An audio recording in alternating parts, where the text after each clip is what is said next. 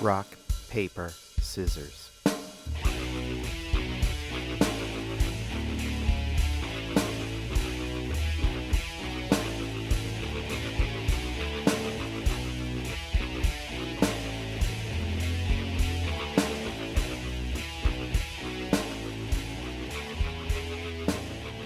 That was a total mess, Not Top said. We looked like shit out there. Outside the van, snow was falling, forcing the grouchy guitar player to turn on the wipers. It's fucking September, Dreads thought, twisting a trademark dreadlock in her finger. Every year this bullshit gets earlier and earlier. In the back seat, Weirdbeard was drumming on his knees with some sticks. He was always drumming on his goddamn knees. You would think that it would improve his timing, but it didn't. If it were up to Dreads, they'd be looking for a new drummer, but it wasn't up to her.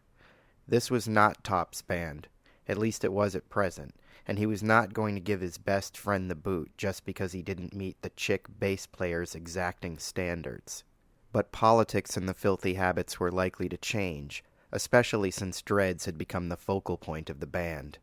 She was hot, she knew it, and it was only a matter of time before she leveraged that fact into getting her way. I thought we were pretty good, Weirdbeard said, still drumming. You always say that, shot back Dreads.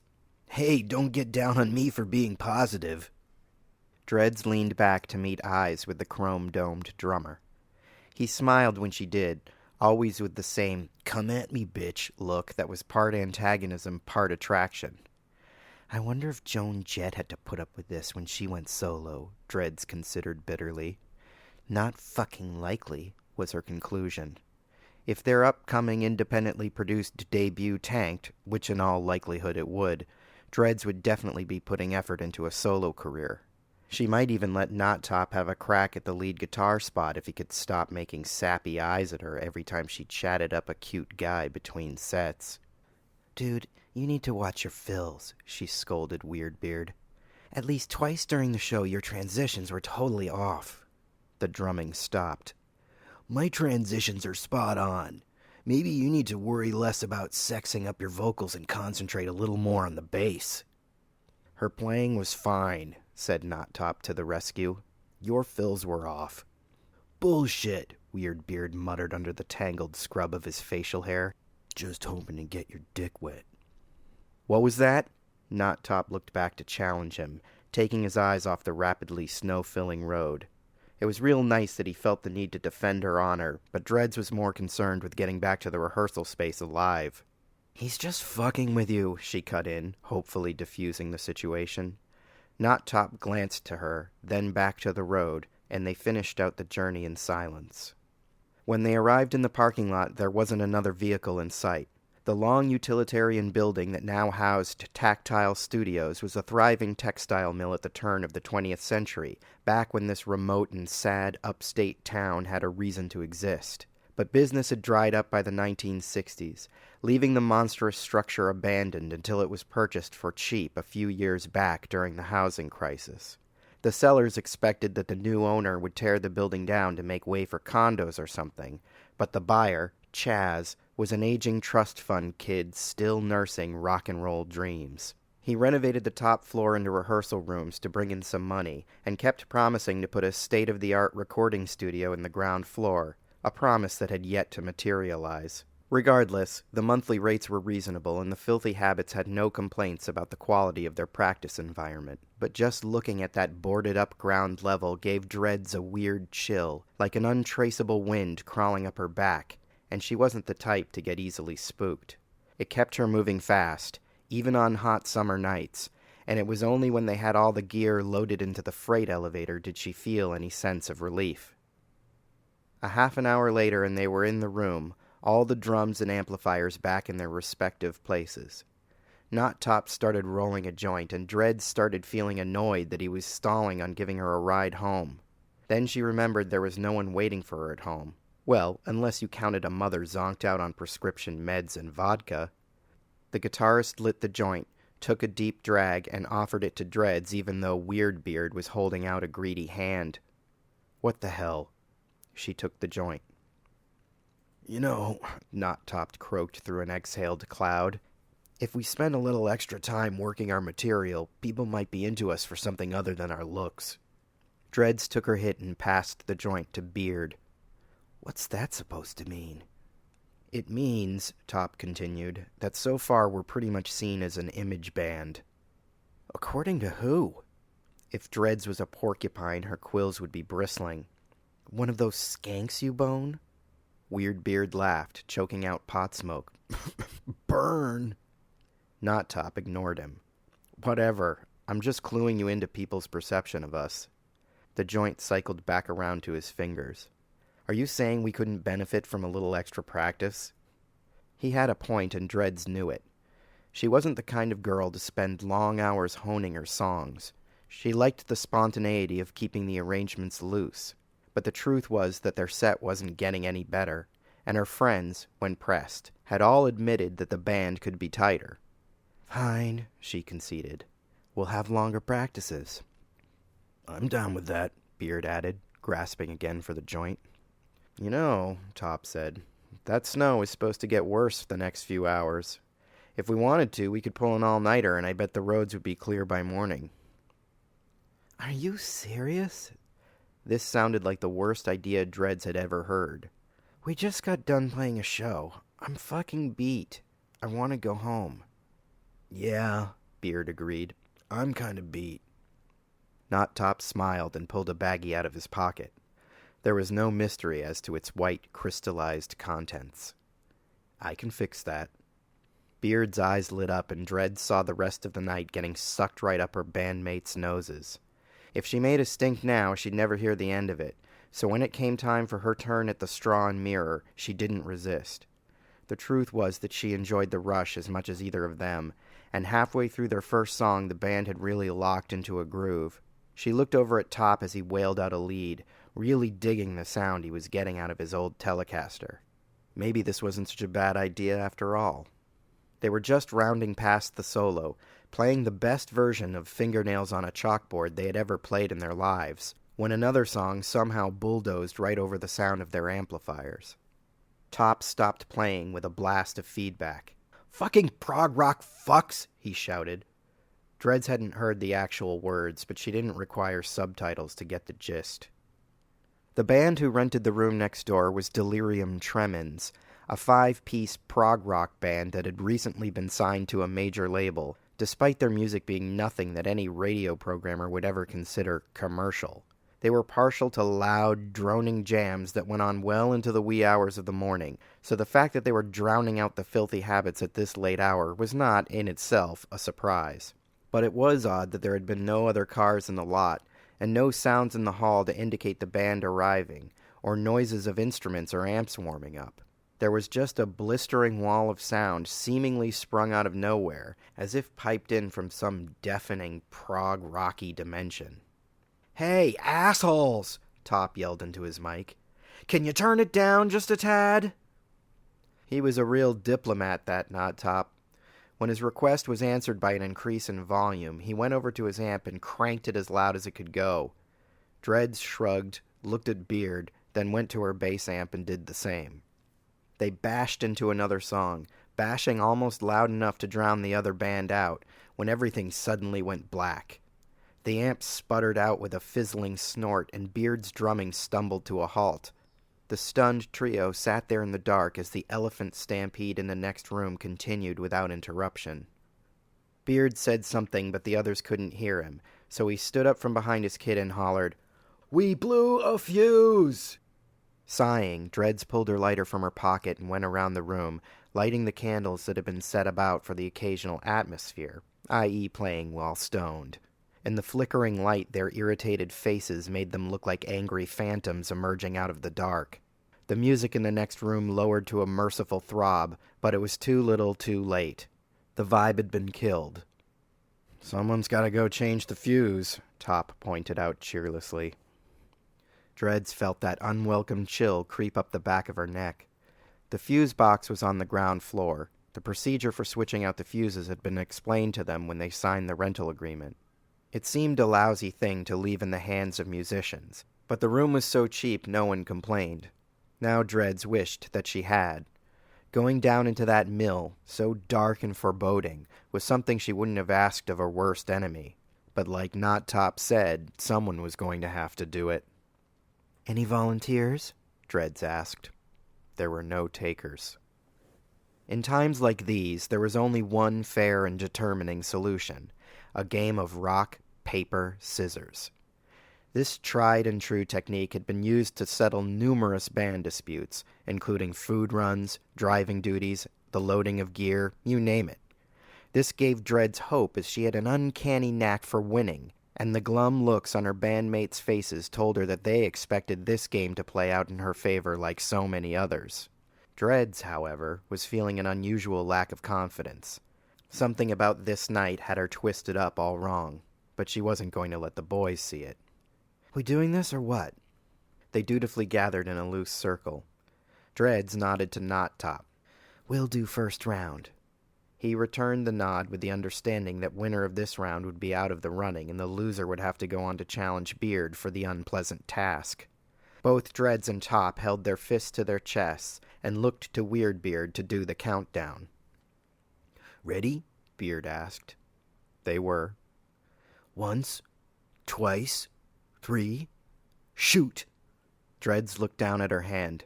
She held her palm out flat, indicating paper. Her eyes moved to Not Top's hand. 2 fingers, extended. Scissors. Scissors beat paper. Dread's heart thrummed in her chest, syncopating with the pounding music next door. Even losing a single round was a rare occurrence for her, enough to give her an anxious jolt. Naturally, she called for 2 out of 3. Top rolled his eyes, but accepted. "Once, twice, 3, shoot!" This time it was Dreads who put down scissors. But Top, anticipating the move, put down a closed fist, a rock. And rock beat scissors. Now this had never happened before. Dreads had never lost a game of rock, paper, scissors, at least not against these two.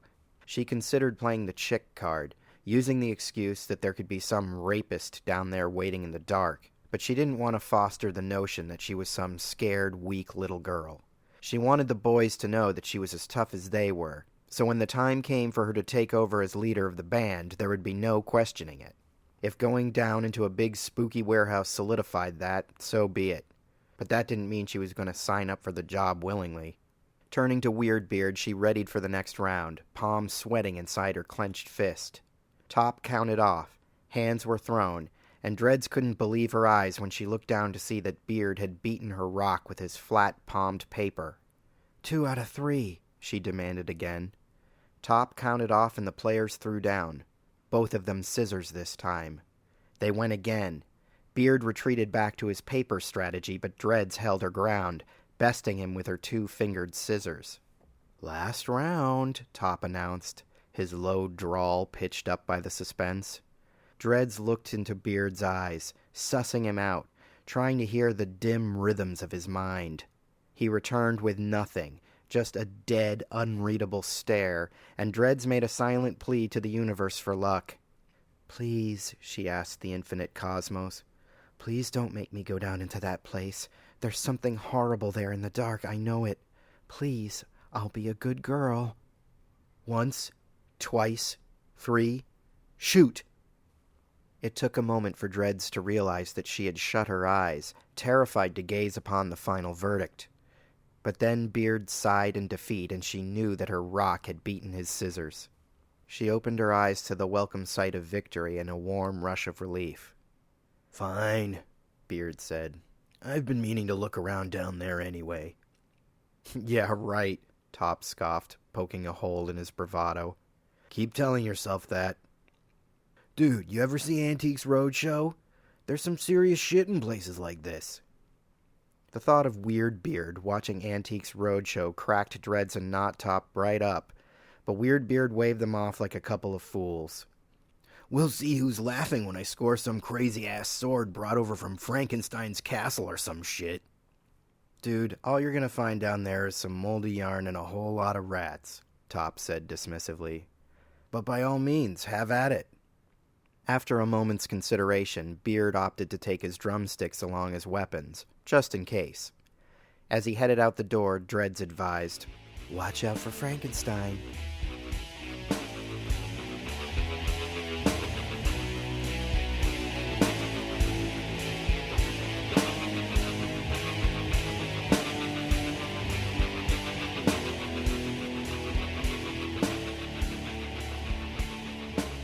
The ground floor was a nest of shadows, the only light being that of the moon peeking through the high-ceilinged windows.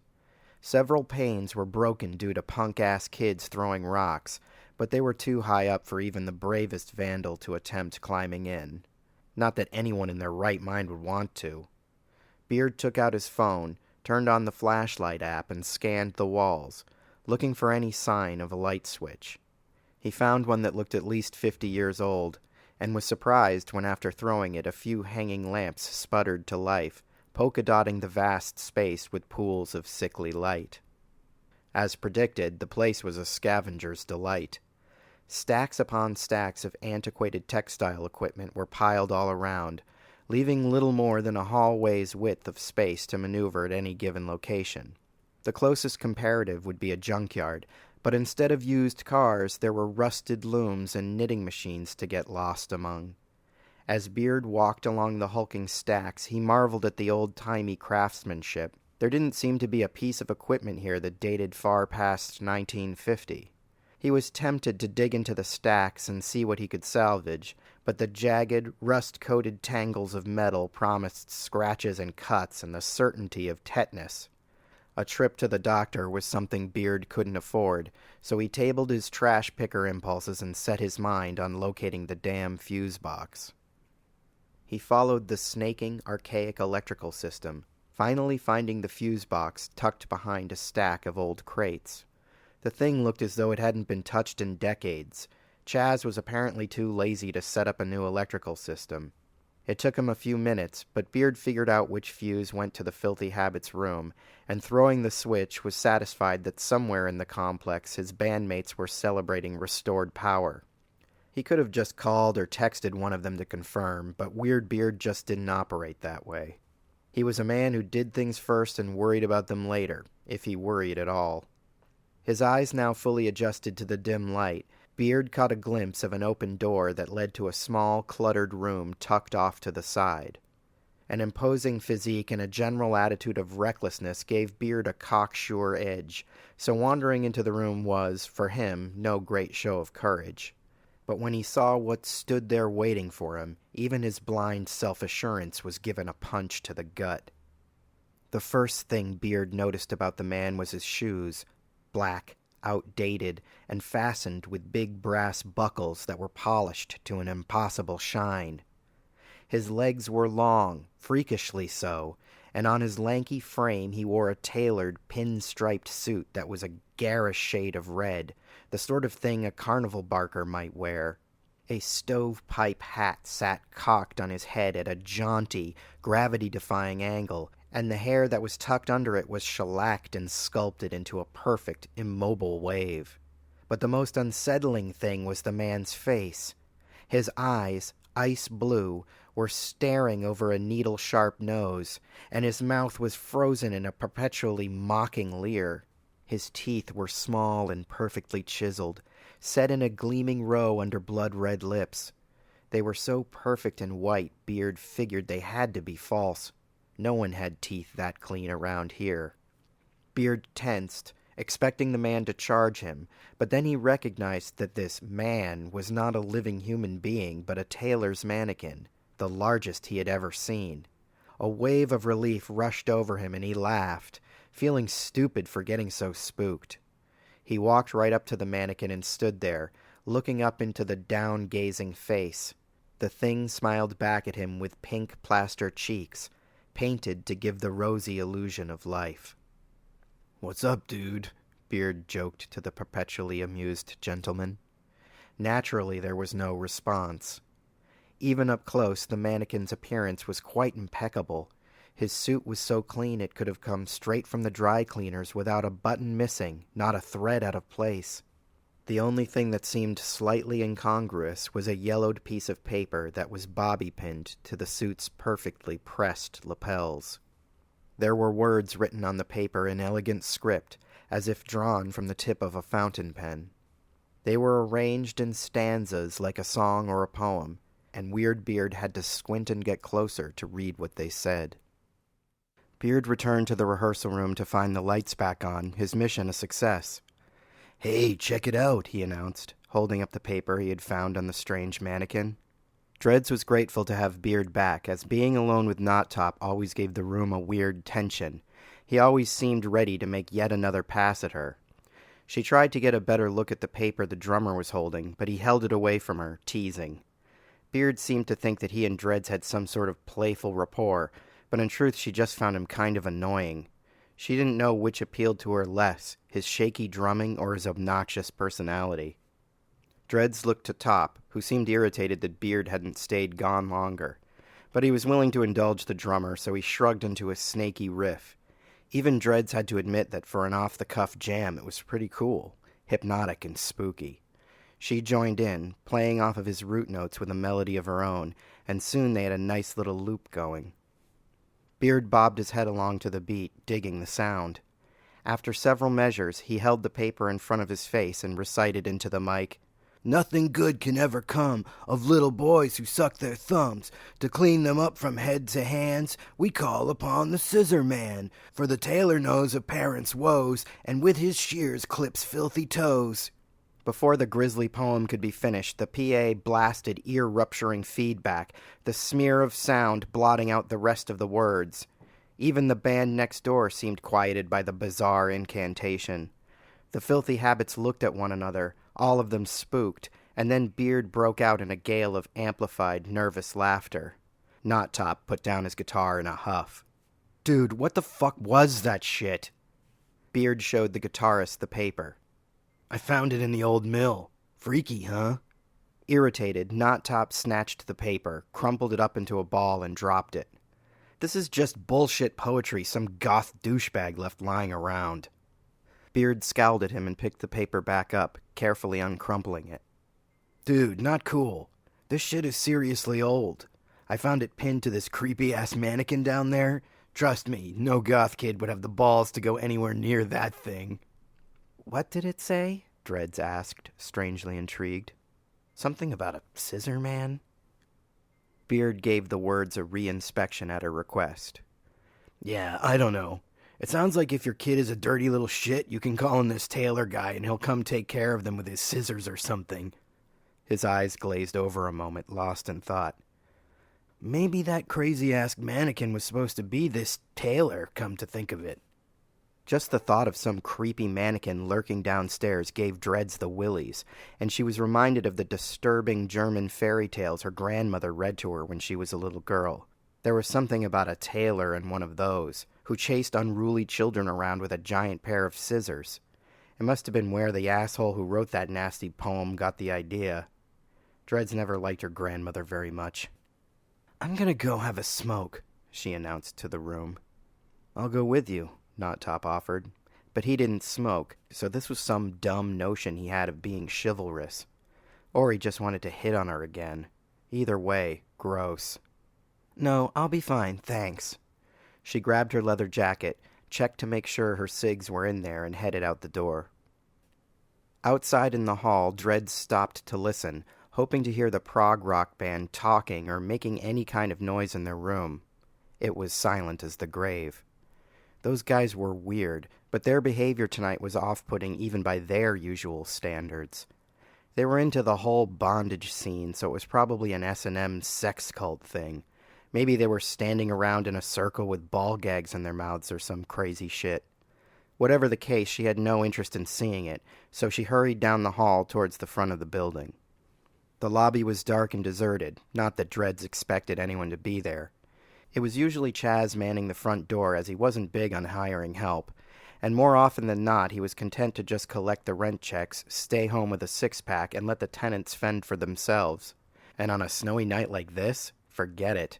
Chaz couldn't even be bothered to restock the ancient soda machine he picked up at a yard sale, let alone brave a blizzard for the sake of a lousy graveyard shift. Dreads took her keys and her cigarettes out of her purse and went for the doors, but when she pushed up against them, she was met with firm resistance. She tried again and again, but still the doors would not budge. Strange, as Chaz typically left the push bar unlocked, not trusting the musicians to lock the doors behind them when they left.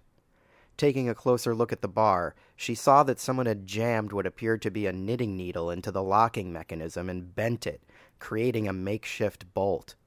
There was no opening the doors, not without the assistance of bolt cutters, and when Chaz saw this, he would be fit to be tied. He better not blame us for it, Dreads thought bitterly, giving the jammed bar a final angry shove. She considered having a smoke in the lobby despite the prominent "No Smoking" sign, and then she remembered that the sprinkler system was new and Chaz had warned that it was particularly sensitive. One whiff of smoke and the entire building would be showered in water, destroying all of the tenants' expensive electrical gear, including her own. Certainly not worth the risk of lighting up. She sighed, stowed her cigarette pack, and set off to find an exit that was not so inexplicably secured. In the absence of their bass player, Beard and Knot Top had attempted another jam, but without any low end, the session was shrill and unappealing. Top was noodling in some hard-to-follow time signature, and after a while Beard just gave up and finished the beer he had set on his floor tom. His already full bladder was aching in protest, so he excused himself from his disinterested bandmate and hurried to the nearest men's room before he sprung a leak. Rehearsal space bathrooms are notoriously grungy, and the ones at Tactile Studios were no exception. Despite being renovated only a few years ago, the single-stall, adjacent urinal setup had already been coated with an impressive layer of grime, and the areas that weren't filthy were either covered up by graffiti or band stickers that had already begun to wear off. But Beard had certainly seen worse. The dingy two-bedroom apartment he shared with 5 other dudes wasn't exactly the picture of cleanliness, for example. Stepping over a puddle of unidentifiable liquid, he went for the toilet stall but was distracted by his reflection in the marked-up mirror. Taking a quick detour, he checked his look in the mirror, and satisfied that his facial hair was having the desired wild man effect, doubled back to the stall. The interior of the stall was somehow more disgusting than the outside, but it didn't stop Beard from dropping his pants and plopping his ample ass on the commode. Seated, like a girl, was his preferred pissing mode when he was alone and away from the judging eyes of others. It was relaxing, allowed him to think, and saved him the embarrassment of handling his unusually small penis. As his bladder emptied into the grimy bowl, Beard stared absently at the dull-witted graffiti scratched into the stall door, checking if anything had been added since the last time he sat here. Someone named Cheyenne was good for a rim job, apparently, and judging from her phone number, she was conveniently local. He was toying with the idea of calling her, just to be a wise-ass, of course, when someone entered the bathroom. All Beard could see through the narrow gap under the stall door was their shoes, but he immediately recognized them. They were those queer-ass Little Lord Fauntleroy numbers he saw earlier on that creepy mannequin downstairs. Some hipster must have found the thing after he did and made off with the shoes, thinking they were cool, like for irony's sake. Weird Beard couldn't stand hipsters, especially ironic ones, and once when Top had accused his beard of making him a hipster, Beard had almost knocked the guitarist's teeth out. His facial hair was an extension of his soul, and the notion that he might have grown it to be ironic was enough to spin him into a rage. The shoes just stood there for several long seconds, facing in the direction of the stall, as if waiting for Beard to come out. When he didn't, they skipped along the scummy floor, clickety-clickety-clack, coming to stop at the yellowed porcelain sink. The faucet turned on with a rusty squeak, and the wearer of the shoes stood there splashing water into the bowl for what felt like a full minute. "Wussbag," Beard thought as he bitterly finished his pissing. "Probably one of those anal retentives, afraid to get germs on his soft, girly hands." Wanting to give this douchebag a good startle, Beard hopped to his feet, pulled up his pants, and pushed open the door with a slam. He expected to find some dude in skinny jeans and one of those waxed Salvador Dali mustaches plastered across his normally smug, now scared and stupefied face. What he didn't expect to find was the tailor. The mannequin was standing with its back turned, facing the sink, its pink plaster hands held under the running faucet. In the reflection of the mirror, Beard could see the thing's blank eyes staring at him, that ghastly frozen smile leering through the filth-streaked glass. Then, incredibly, one of the hands moved of its own accord and turned off the sink. "What the fuck is this?" Beard demanded. The drummer felt his knees begin to buckle, and he put a trembling hand against the stall to steady himself. If this was some kind of joke, it was seriously not funny. To the side of the sink was propped an item that it took Beard's startled brain a moment to identify. It appeared to be twin swords, sabers, that were bolted together at a pivot point where the hilts intersected. It soon became clear that they functioned as oversized scissors, a pair big enough to trim the nose hairs of a giant. Whatever their use, practical or otherwise, Beard did not wish to find out, so he stepped backwards towards the bathroom door. As soon as he did, the mannequin spun to face him. "Shit!" Beard shouted. "Do not fuck with me, man! I am not playing!" The tailor wasn't playing either, or maybe he was. With that smile of his, it was hard to tell. In a lightning-fast movement, he snatched up the scissors and held them outstretched like an elongated pair of hedge shears. Beard took another step back, but the tailor matched him, giving the scissors a playful snippety-snap. It was the sound of two razor-keen knives scraping together, and it gave Beard a rush of fear that crawled from his scrotum to his throat. "Dude, I will seriously fuck your shit up!" The tailor didn't seem worried. He kept right on smiling. "Fuck you, asswipe," Weird Beard concluded. He turned to the door, and the tailor thrust out, skewering him through both lungs. The drummer tried to scream, but all that came out was a slow, deflating gasp, like air escaping from a twice-popped balloon. The tailor rammed the scissors into the bathroom's cheap wooden door, shish-kebabbing his victim, a butterfly pinned to a display board. As Beard hung there, standing on tippy-toes, the tailor pulled something shiny and sharp from his pocket. It was another pair of scissors, but these were normal-sized, the kind used to trim fabric. As his life faded, Weird Beard heard the soft sound of snipping and felt his proudly cultivated facial hair fall away with the last of his consciousness.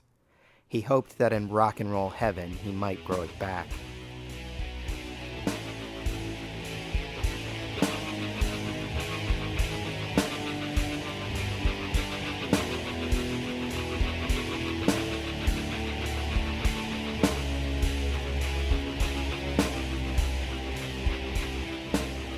There were two side exits in the complex, and Dreads had been to both of them.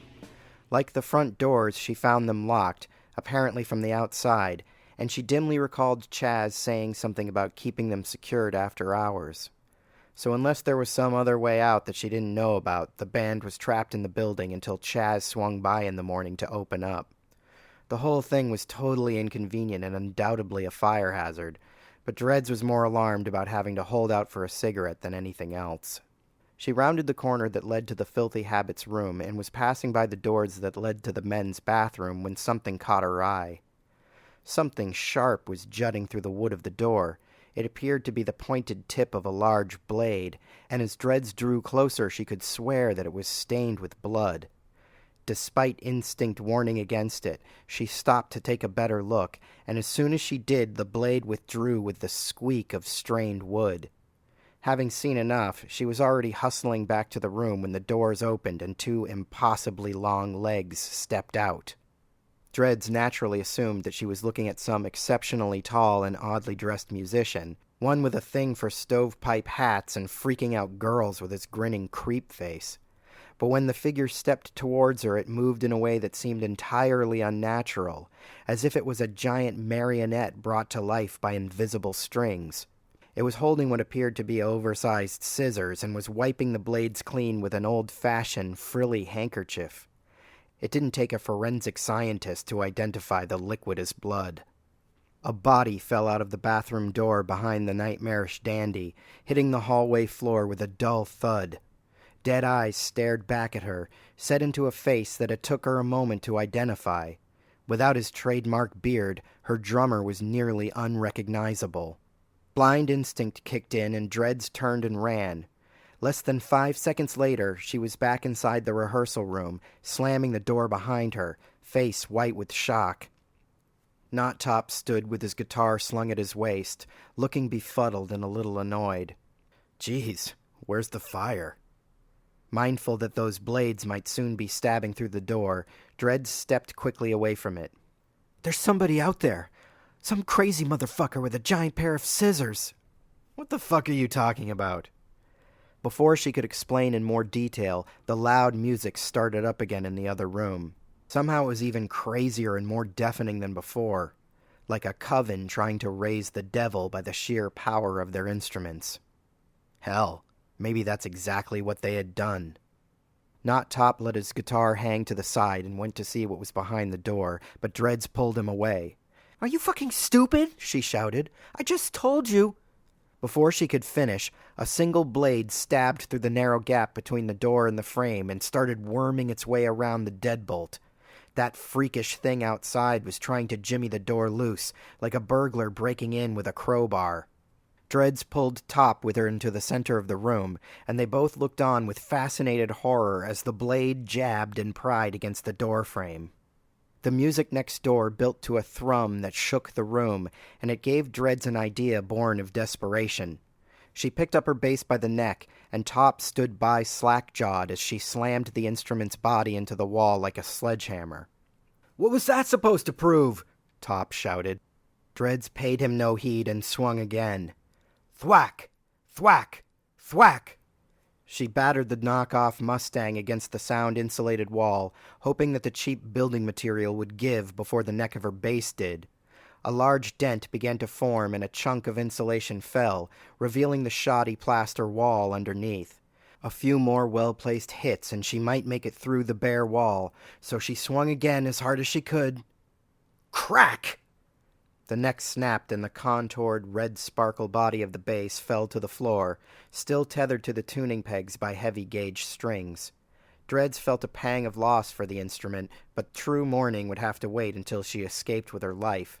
Unfortunately, the Mustang's sacrifice had been in vain as her blow had failed to break through the wall. "Fuck it," she heard Top say behind her. He rushed past her, slamming his Telecaster into the dent she had started. Dreads was blown away that he would sacrifice his beloved guitar, but when she glanced back at the door, she knew why. The scissor blades were picking away at the wood around the bolt, and soon the whole mechanism would pop right out of its housing. Top was a wiry guy, but those arms had some muscle, and his swing did enough damage to put a crack in the wall. A few more blows and they could see the light from the other room. There was a splintering sound as the blades cracked the door, and it was only a matter of moments before the hideous mannequin would be inside, scissors ready to cut. Top dropped his battered guitar and went to the hole, pulling chunks of plaster from around the edges. Dreads joined in, and soon there was a hole big enough for an average-sized rocker to climb through. The room beyond was pulsing with alternating hues of blue, red, and yellow, someone's idea of a mood enhancer, no doubt. Under the circumstances, the psychedelia was an added layer of unwelcome insanity, but it was inarguably preferable to whatever was making Swiss cheese out of the rehearsal room door. "Ladies first," Top said, more urgent than chivalrous. He didn't have to ask twice. Dreads stepped through the hole, and no sooner had her Doc Marten planted down when she heard the splintering of wood and panicked arms pushed her the rest of the way. Her foot caught in a tangle of instrument cables and she stumbled, hair falling in front of her face as she wobbled. When she righted herself and pushed back the dreadlocked curtain, what she saw of that room made her want to laugh, scream, and puke all at once. Delirium tremens were present and accounted for, at least their bodies were. They stood with or behind their instruments, the perfect wax museum simulacrum of a performing rock band. There was Butch the drummer, ready to pound at the skins. Lenny on keys, fingers frozen mid-arpeggio. Even Dax, oh God, that name, was in his usual place at the microphone, double-necked Gibson SG riding high on his waist. Bass, lead guitar, newly added second synth player, they were all posed at their stations, looking ready to showcase for a manager or major label rep.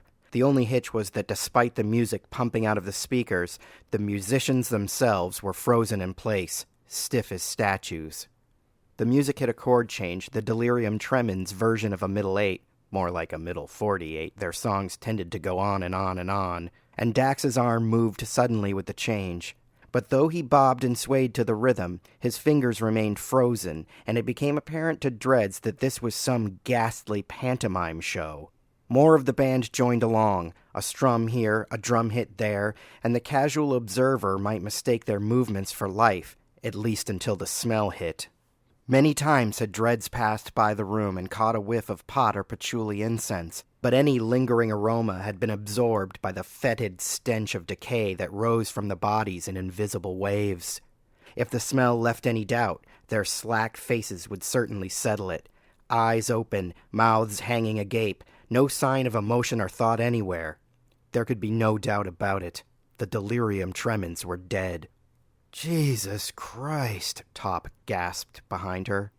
Dreads would have shared in his sentiment, but she was too busy trying to work out how this twisted calliope was running. The pulsating light gleamed off of thin wires that were attached to the players like puppet strings, pulling at limbs, left to right, up and down.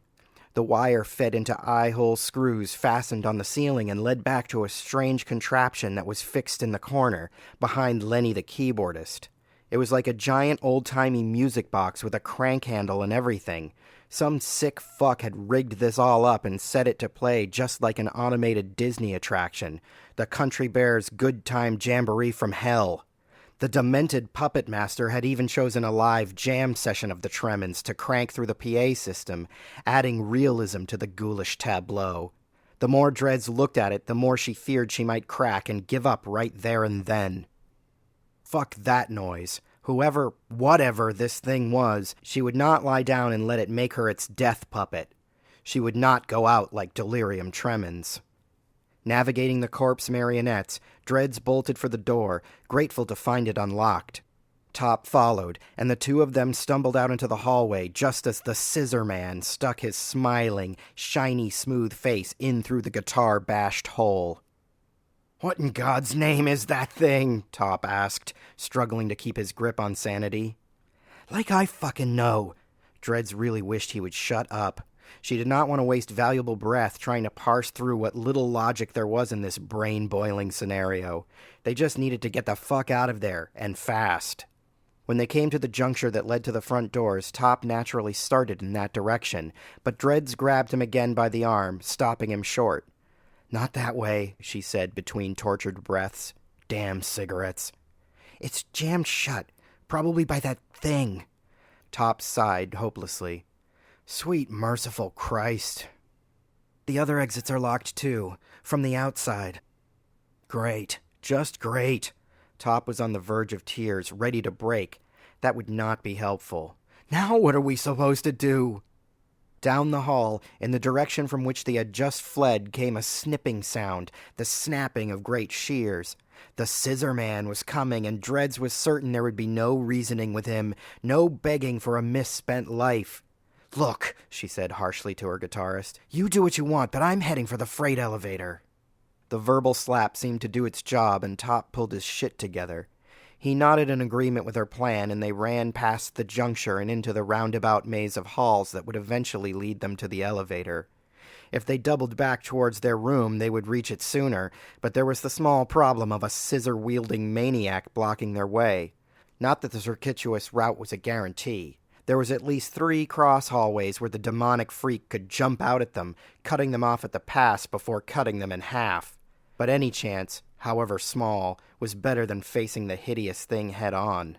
Through the labyrinth they ran, taking every twist and corner like mice racing for the cheese.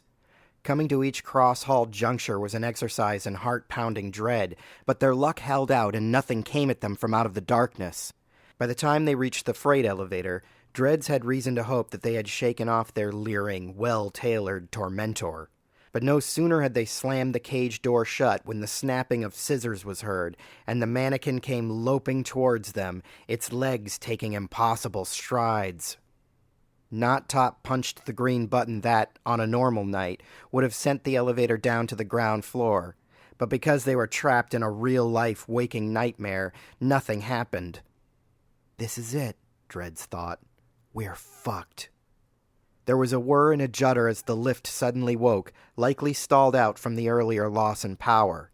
Dreads and Top shared a grateful glance as the elevator started its shaky descent and watched as shiny, brass-buckled shoes ran at them on the slowly rising floor. Top had even managed a relieved smile when the blades shot down through the cage and speared him right between the neck and shoulder. Dreads had never heard a man scream quite the way Top did at that moment, high and shrill like a teenage girl. The scissor man's blades became wedged in the cage door, and for a second it seemed as though they would be trapped between floors. But rather than let the blades be ruined in the downward crush of the lift, the sadistic fucker withdrew the weapon, drawing a spark off the metal cage as the twin sabers retracted. Top collapsed to the floor, and the scissor man watched, ever leering, as the lift sank beneath the floor and out of reach. Once they were out of the freak's sight, Dreads rushed over to get a look at Top's wound. It was deep and bleeding heavily, but it was not, by her limited estimation, fatal. "I'm fine," he said, reading her concern. "It's not that bad." Dreads tore loose a piece of her already ripped tights, exposing a shapely calf. It gave Top a feeble smile, and she wasn't about to deny a wounded man a little thrill. She wrapped the thin fabric over his skewered shoulder and under the arm twice, tying it into the most pathetic bandage either of them had ever seen. But it was better than nothing. The elevator clunked to a halt as they reached the ground level, and Dreads helped Top to his shaky feet. The ground floor, with its piles of machinery and shadowy clusters of God knows what, was just as unwelcoming as Dreads had imagined. But whatever lurked down there was child's play compared to what was coming for them, so she opened the cage door and stepped out into the shadows. Top followed her, close enough to touch, and the two of them made a quick scan of the cavernous floor with the hope of placing the exits. "I'm pretty sure the main doors are that way," Top said, pointing to the far end of the mill with a wince. Dreads didn't have the greatest sense of direction, and the clutter didn't help, but she was reasonably certain he was right. All that stood between them was a maze of textile equipment piled high to the ceiling, and likely several species of rat. And of course, soon, there would be the scissor man to contend with. They made for the far side, claiming ground like soldiers through a battlefield, always their eyes forward. The maddening disorder of the place made a straight shot impossible, and several times they had to double back to work around an island of blockage. They had just about zigzagged their way to the midway point when the tap-dancing clatter of hard soles on cement came after them, like some demented Fred and Ginger routine. "Oh, God," Top gasped. "It's still coming after us." "Thank you, O Master of the Obvious." But it did beg the question, what exactly was it that was chasing them? Was this some nutjob in a suit, bent on terrifying his victims before the inevitable kill? Did she have any old boyfriends that she had burned and might now be out for revenge? Or some band they had wronged, club owner or manager? Or maybe this was some demon Weirdbeard had summoned with that disturbing poem he found. The poem so much like the one her grandmother used to recite. The great tall tailor and his nail-clipping, hair-trimming, child-torturing shears. Her stomach sank. What other explanation was there? That creepy fucking poem had summoned this tailor or whatever it was to dish out punishment to unruly children. And what children were more unruly than a rock band proclaiming themselves the Filthy Habits? Christ, their hair alone was enough to warrant the wrath of a demon obsessed with grooming. Clack, clack, clack. The sound of those shiny buckled shoes echoed through the mill as if summoned by her thoughts. The tailor was coming for them, coming to clip them clean with his shears, and he wouldn't be swayed from his mission by pleading or reason. Their only hope now was to escape the mill and pray that once outside, their fastidious pursuer would be robbed of his invisible strings and give up the chase. They had to bet on the assumption that it was only in this horrible place that he held any power. At last they came to the far end of the mill, and two hearts broke in unison when they saw the massive pile of detritus that blocked off the doors. There was no getting over that pile, no digging through it before the tailor reached them. They were totally trapped. Clack, clack, clack. The buckled shoes were getting closer. "Jesus Christ, what are we supposed to do now?" Knot Top exhaled hopelessly. Dreads could feel the fight leaking out of him like water through a cracked fish tank. But Dreads was not about to give up. Glancing around, she saw that most avenues were blocked by the overwhelming clutter, but off to their right, about 100 yards back towards the rear, was a warm sliver of light. The light indicated the presence of a room, and a room could mean windows, exits. It wasn't a guarantee, and doubling back could put them directly in the path of the Scissor Man, but right now it was looking like the best option available. "Over there," she said to Top, grabbing his hand. "Come on." Top's panic made him amenable, so he didn't offer any resistance.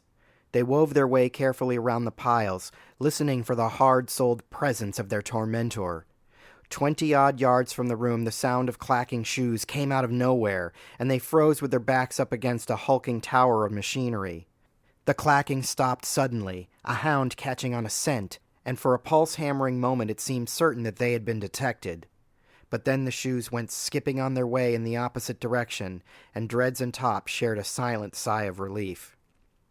Finally they reached the source of the light, and it was, as guessed, a room. But the moment they stepped inside, it became apparent that whatever this room was, it would offer them no sanctuary, and certainly no escape. This was the tailor's lair, a sewing room piled high with old looms, spinning wheels, and spindles of thread. And propped up neatly like a bizarre arrangement of scarecrows were several, 5 by Dread's hasty count, mannequins.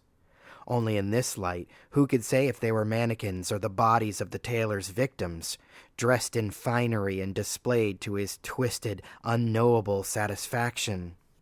One thing was for sure, Dreads had no intention of sticking around here long enough to find out. Still, there were sharp objects strewn about, knitting needles and such, that could possibly be used in self-defense. With every ghoulish revelation, it seemed less likely that there was a living being under the tailor's suit, but if there was, a knitting needle in the chest would handle him nicely.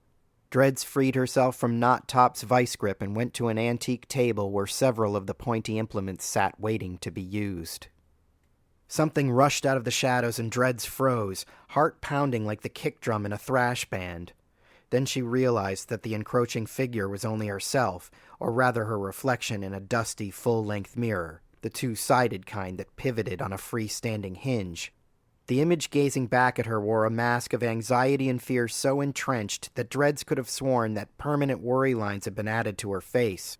Guess she'd have the tailor to thank if she didn't get carded anymore buying cigarettes. If she lived, that is. She gathered the needles into a tight bundle and looked around for anything else that might serve as a weapon. There were plenty of avenues to explore if they had the time to look, but the blank-faced watchfulness of those God-knows-what mannequins only made her desire to get out of there more urgent. In the corner was propped a broom, the kind storybook witches rode with the old-fashioned straw whisks. She grabbed it hastily and tossed it over to Top, who, despite his injured arm, caught it. "What the hell am I supposed to do with this? Sweep him to death?" Before Dreads could respond, a long shadow fell over Knot Top. He must have read the terrified look on her face because he craned his neck around like a condemned man sizing up the executioner's noose. The tailor loomed over him, ducking his lanky frame through the low-hanging doorway. As Knot Top backed away from the advancing horror, Dreads could already see his knees beginning to shake and buckle. The tailor lunged at Top with his scissors, and the guitarist screamed and swatted back with the broom. They exchanged strikes and blocks in a puppet show parody of a sword fight, the Scissor Man taking gleeful pleasure in Top's spirited defense, a cat toying with its prey. When he tired of the game, the tailor began to snip away at the straw whisks, whittling the broom down to a nub. Sensing the inevitable, Top hauled back and whacked the mannequin hard across the face with the broom handle, causing the plaster to splinter and crack. A piece of the Scissor Man's lower lip fell onto the floor, leaving his face in a lopsided half-leer, half-frown. And with this offense, the tailor was through playing around. He skewered Knot Top right through the throat, bringing the dance to a quick, brutal finish. Seeing her friend fall gave Dreads an adrenalized rush of courage, and she charged at the tailor with a knitting needle bundle. He regarded her with a bemused interest, or was it a trick of the light, withdrawing the blades from Top's body, allowing it to slide lifelessly to the floor. Dreads slammed the needles into the Scissor Man's chest, right above his breast pocket, but the fucker did not so much as flinch. She pulled the bundle out, but it wasn't blood that poured from the ragged hole in the mannequin's chest. It was sawdust. "For fuck's sake," Dreads gasped as she stumbled back. The tailor looked down in the hole, and again the light played tricks on his face, changing his leer to a frown of disgust. Dreads watched in stunned fascination as the mannequin put down the shears, reached into a pocket, and produced a patch of fabric to put over the wound. Then the freak produced a needle and thread and with blinding, unnatural speed stitched himself up. The job was nearly finished by the time Dreads snapped out of her daze and ran. She hadn't even reached the elevators before she could tell they would be of no use. The controls had been damaged, hacked to pieces by the scissorman's shears. She doubled back into the labyrinth of textile equipment, scrambling off in a random direction, desperate to find any crawl space, nook or bin in which she might hide. In all her life, she had never lived more in the moment than she was right now. Forget all the plans, ambitions, dreams of the future. All that mattered now was the simple act of staying alive. By the third dead end, Dreads concluded that if she was going to survive the night, she would have to find a way to turn the tables on her scissor-wielding tormentor. But how to stop a thing that didn't know pain and couldn't be injured? How do you kill something that never had life, at least not in any sense that logic could explain, to begin with? Frustrated, she kicked a looming tower of junk, and when it wobbled, unstable, she was struck with an idea. Maybe she didn't have to kill the thing. Maybe she could trap it for a while, long enough to find a way out of this miserable place. Once outside, she was certain that it all would be over, that there was no way that thing was going to come after her in broad daylight, in full view of the waking, rational world. The tailor was a nightmare, and nightmares only existed in the realms of darkness and shadow. Dreads truly believed that if she could make it outside, into the daylight, she would be free of the scissorman forever. Somewhere in the maze of debris, the clacking heels drew closer, honing in on her like a tap-dancing missile. "Come and get me," Dreads defied as she squeezed into a gap behind the teetering junk tower and another smaller pile. "I'm right here, you bastard." Clack, clack, clack. The shoes approached and skidded to a stop. By Dread's estimation, they were standing directly on the other side of the tower, waiting for her to reveal herself with a movement or a sound. "Oh, I'll give you a sound, all right." Bracing her back against the smaller pile, she planted her boots on the rusty barrel that anchored the junk tower and pushed with all the strength her compact little body could muster. The tower fell, crashing all around in a deafening clatter, a bashing symphony of metal. Dust that had collected for the better part of a century plumed from the wreckage like a volcanic cloud, blotting out everything with a swirl of gray filth. Dreads covered her mouth, holding her breath, desperate not to take the contaminated air into her lungs. As the dust began to settle, she scanned the area for signs of the killer, but all she could make out were vague, twisted shapes in the haze. Nothing moved, giving her reason to hope. She drew a gasp of stale air. The moat curtain descended, and there, standing beyond the pile, was the scissor man, shears still clutched in his grip.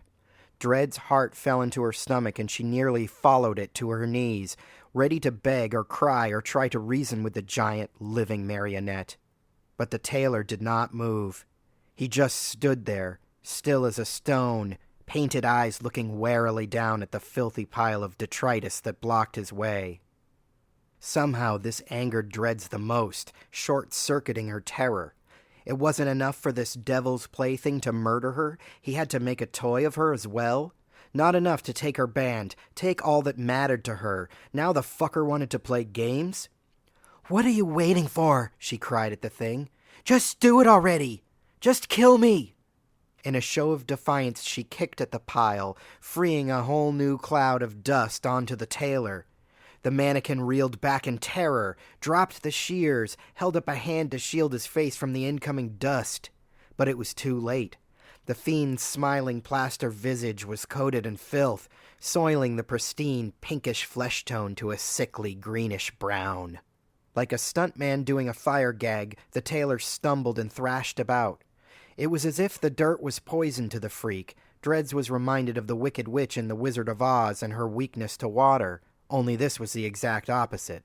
Going with that theory, she scooped a handful of dirt up off the floor and threw the choking cloud into the mannequin's face. The tailor stumbled back into a pile of debris, snagging his once pristine jacket on a jagged hook of unidentified junk.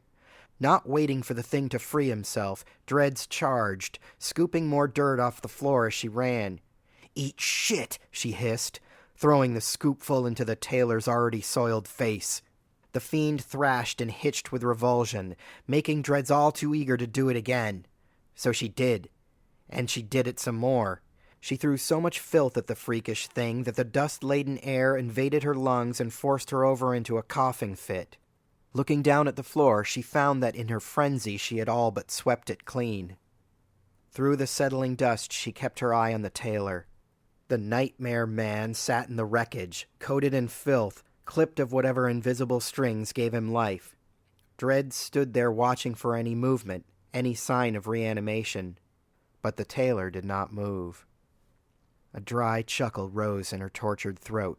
She had done it. She had beaten the fucker. Picking the giant scissors off of the floor, she rammed them into the mannequin's chest. Then she backed away, leaving them stuck there as sawdust poured out in a slow trickle. "How do you like it, asshole?" The tailor did not answer. The only thing that could make this moment sweeter was a smoke.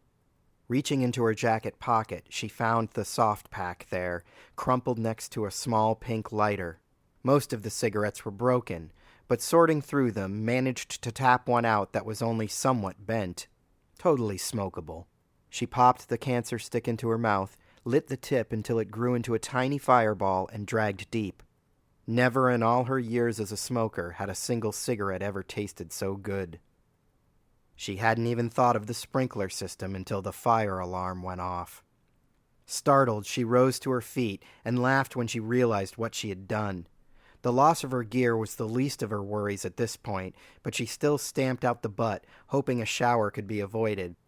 A sudden spatter of drops landed on her nappy head, and she knew that it was too late. She was still laughing when the sprinklers, the only semi-modern fixtures in this museum of useless antiques, sprayed down water. Dreads gave herself over to the moment, allowing the indoor rainstorm to cleanse her. She felt the dust and filth wash from her body, taking with it the horror of the last few hours. Raising her arms, she looked towards the ceiling, as if to the heavens. Water streamed down her face, tears of joy, the cold shock of the shower restoring her soul. It was a rock and roll baptism. There was a scraping of metal, the movement of debris, and Dread spun around just in time to witness the scissor man rising from the junk pile.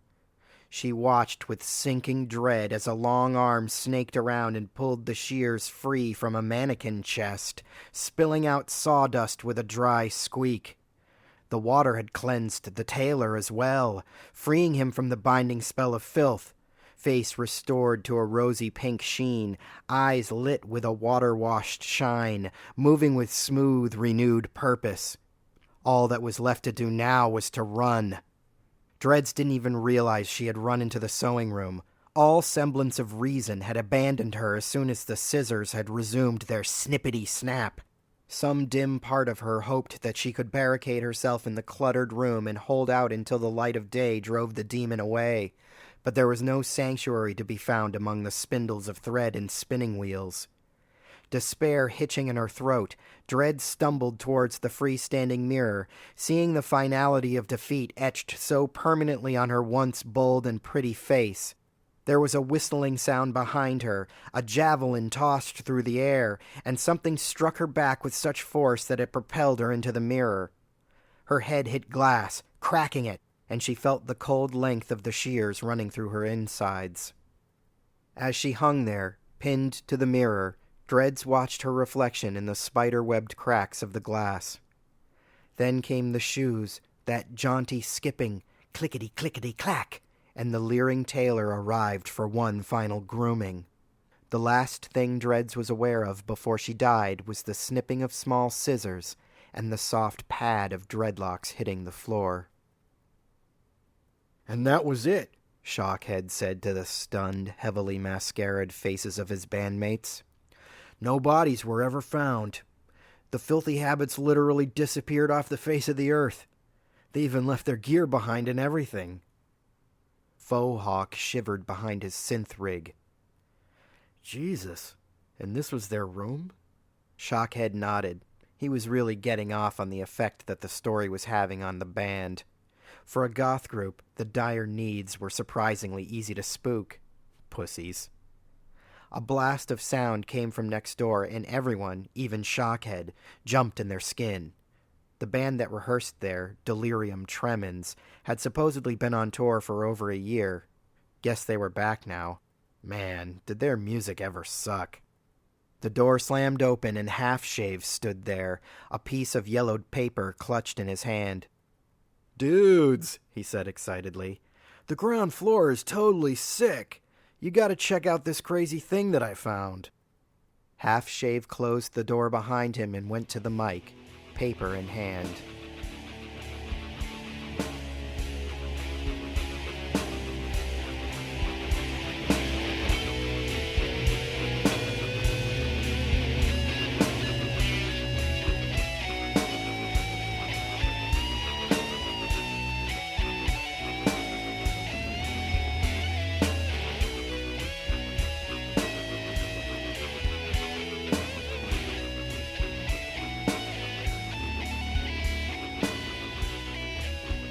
All content, narration, and performance copyright 2015, Sebastian Bendix.